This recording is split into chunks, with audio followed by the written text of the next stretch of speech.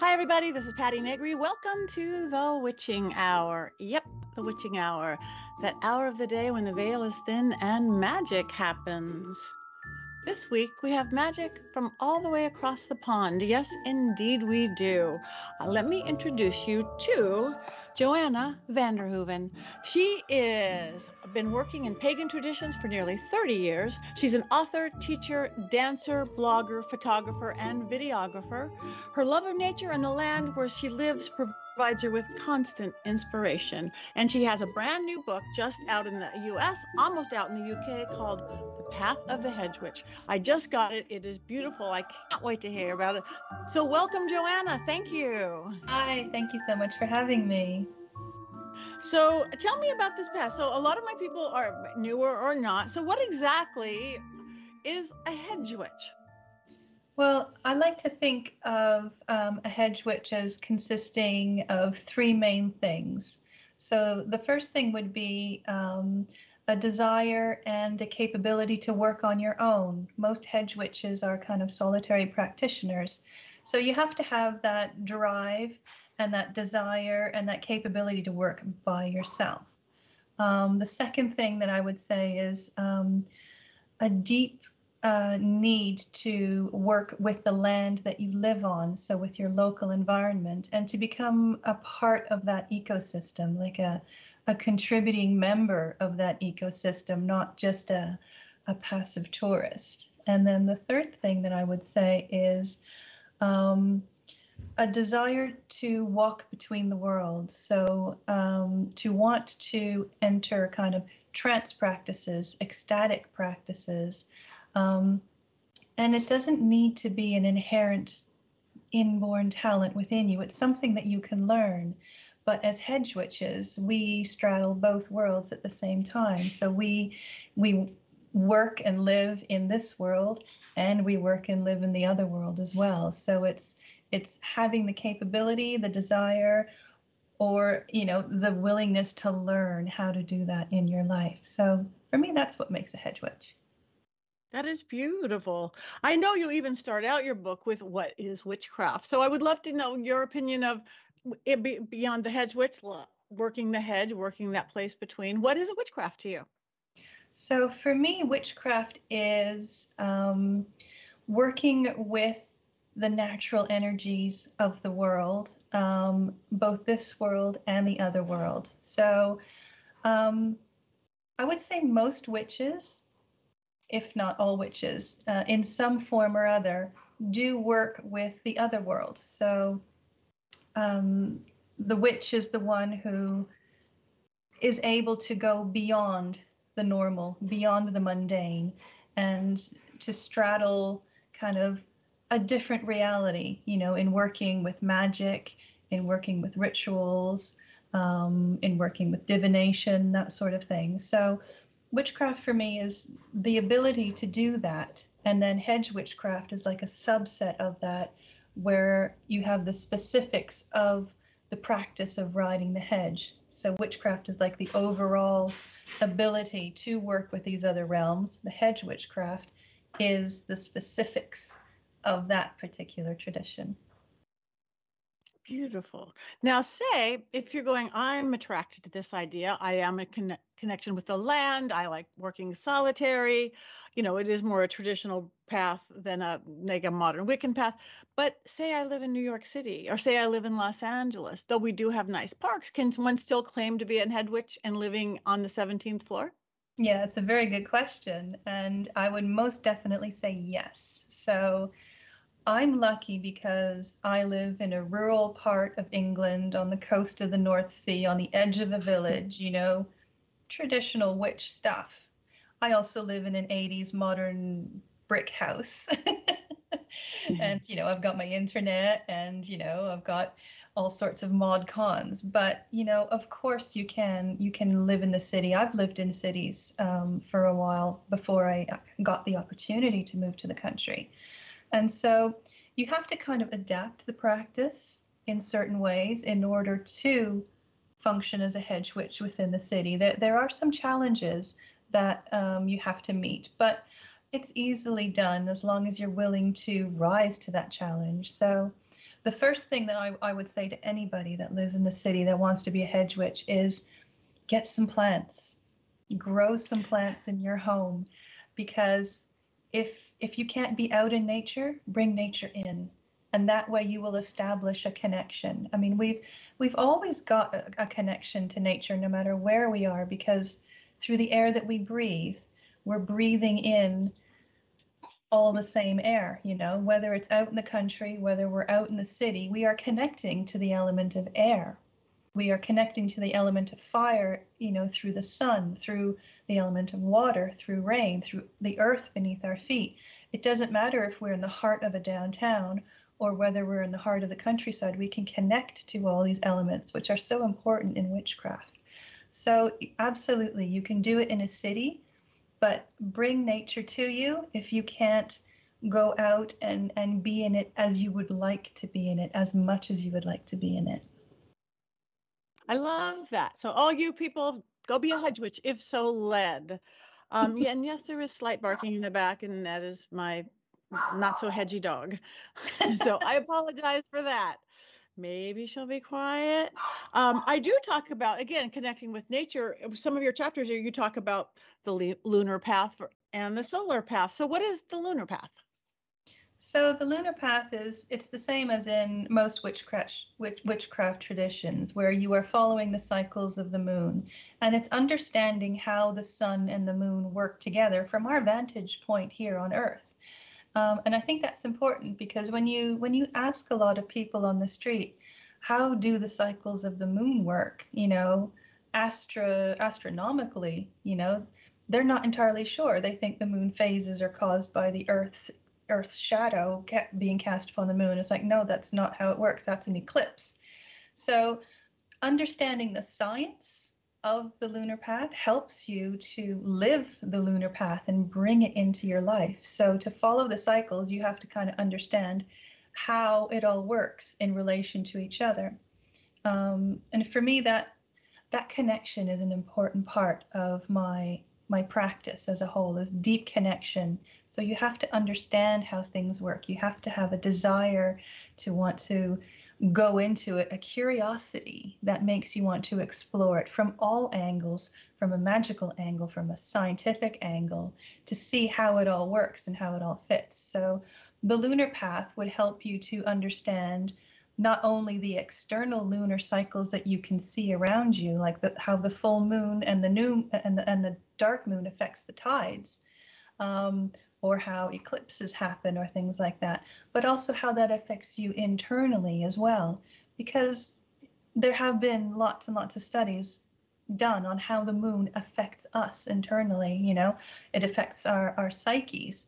So understanding the lunar path helps you to get more in tune, not only with the outside world of nature, but also your own inner nature. And the same for the solar path as well. So when we look at the solar path, we're looking at the seasons and how the sun moves us through the seasons with its strength, with where it is in the sky, and again, in relation to the lunar path, because you can't have one without the other. The moon is the reflection of the sun. Without the sun, we wouldn't have the moon. So understanding how those two work can help us in our own path to enjoy not just the cycles of the moon or the cycles of the season, but the cycles of our own soul. So you did mention hedge riding and being a hedge witch. So kind of explain to people, I know it is going into trance state and stuff, a little bit about what hedge riding is, what it does, how you get there, you know, in the simplest of terms. Yeah. So hedge riding comes from the German word Haggesisa, which means hedge rider. And it's interesting because that's also where we get the word hag, as in, you know, the old hag, the witch, the crone. So hedge riding is being able to cross that boundary, and the hedge is that boundary. And when we ride the hedge, we're crossing the boundary from our world into the other world. So, for example, the author Ray Beth, who was the one who actually who actually coined the term hedge witch, she defined hedge riding as balancing what is beyond the hedge with what is within the hedge. And I think that's a very important thing to consider, is to bring it all together and to harmonize it together.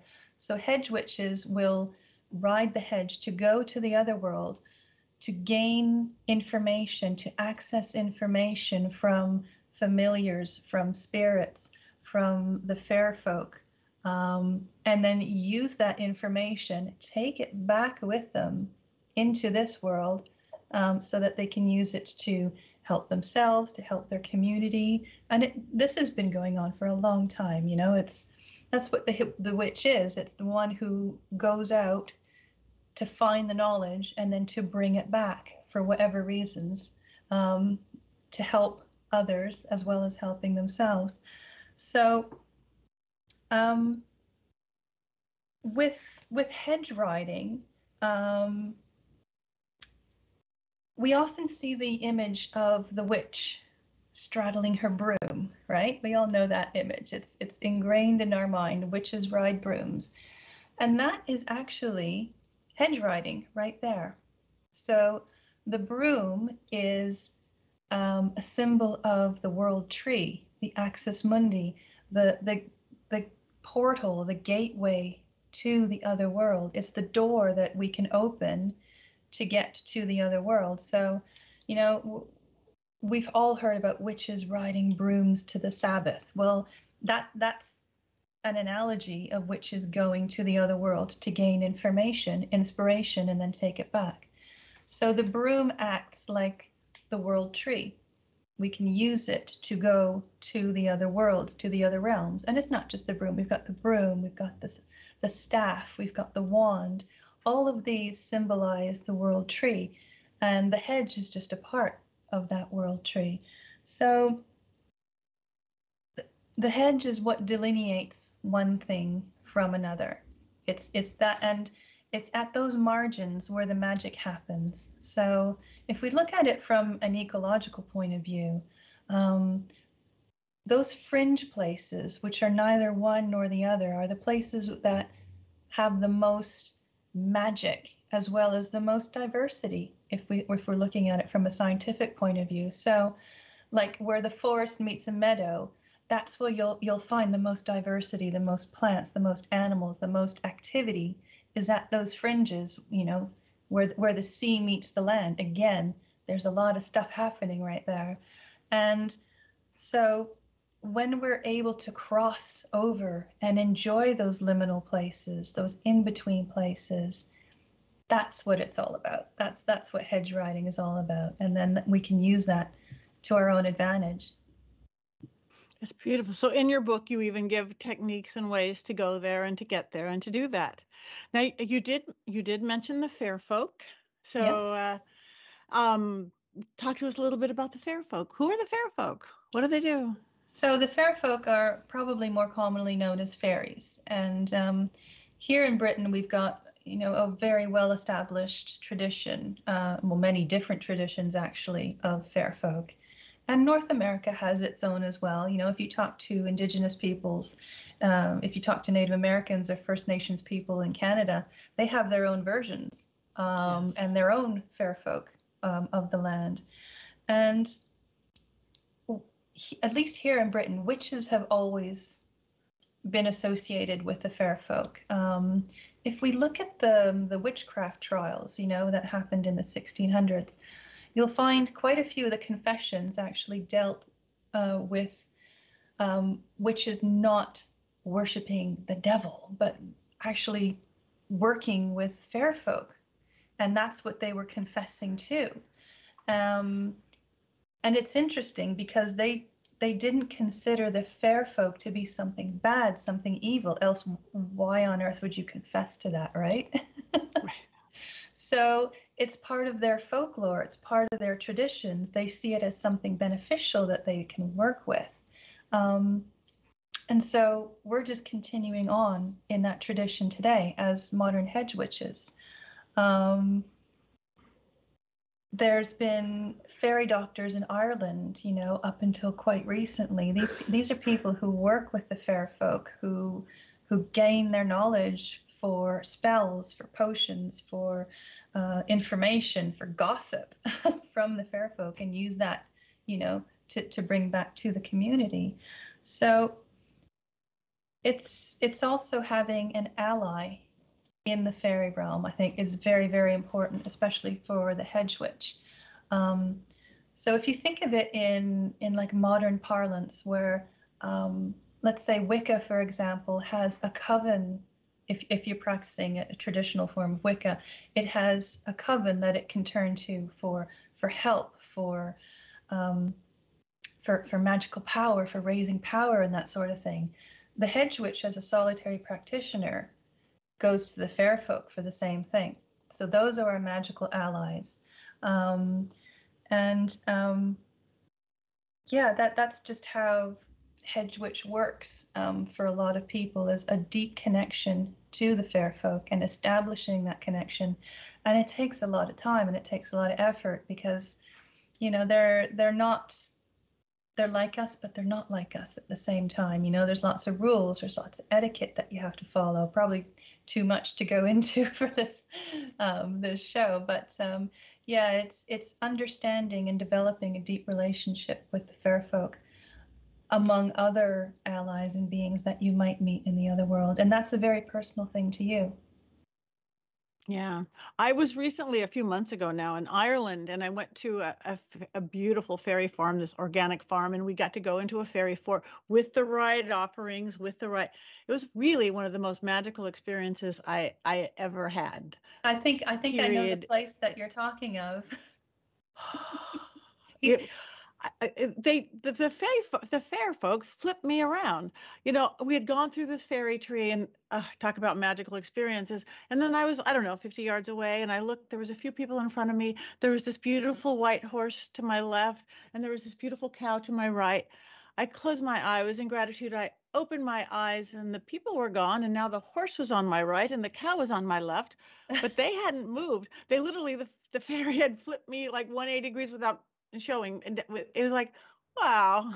Or you had entered the other world, and then you're seeing the mirror image on that side. Yeah, most definitely. Exactly. So yeah. It was, I just got goosebumps now, and it's been months ago. So you do talk about in the book, again, that's the simplicity, a Hedge Witch work. You don't have to get really complicated in your rituals and your spellcraft and things like that. You don't have to have fancy tools. No. So speak to that a little bit, like say how your spellcrafting works, or. Yeah, so Hedge Witchcraft is very simple. It's very natural. It's based on it's more folkloric rather than ceremonial magic. So you use what you have to hand. And I often say that, us Hedge Witches, and pretty much any folk witch, our if we had a motto, it would be, if it works, use it. So if you've got, herbs in your kitchen that resonate with you and that you think, okay, I can't get this, but this will work just as well. Or it's like, I don't have a fancy athame, most Hedge Witches probably wouldn't work with athames, in the first place. That's more of a Wiccan tool anyways, but our tools are, if we've got a knife, we've got a knife because it's used for cutting. And if we've got a staff, it not only helps us to ride the hedge, but we also use it when we're out hiking in the land. Everything tends to have a dual purpose. It's functional as well as spiritual and magical. So it's simple, it's uncomplicated. The rituals aren't, invoking all sorts of things that you might never have heard of before. It's all very simple and easy to do. It's very accessible, especially for the beginner as well. But that doesn't mean that it's, just because it's simple doesn't mean that it's inauthentic or not worthy of doing.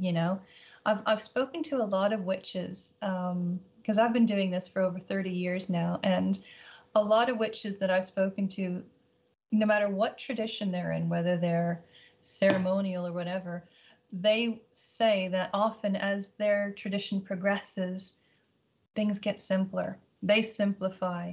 The better you get at something, the less stuff you need to do it, to accomplish it. And I would say that in Hedge Witchcraft, we kind of promote that from the start. We, you know, so yeah, I agree wholeheartedly. Me too. Where I used to have all this stuff, now it's like, just do it. yeah, exactly. Yeah, You so know, I agree wholeheartedly. The you more you decades I'm doing it too. you may have needed that at the beginning, but as you progress, you find you need that less and less because you already have, and you find the ability is within yourself as opposed to something that's extraneous. So it's a lot of folk magic and very simple stuff. You know, a lot of witches in the past wouldn't have had the time to do a lot of ceremonial magic as we see it today. You know, these are just folks that are trying to live off the land.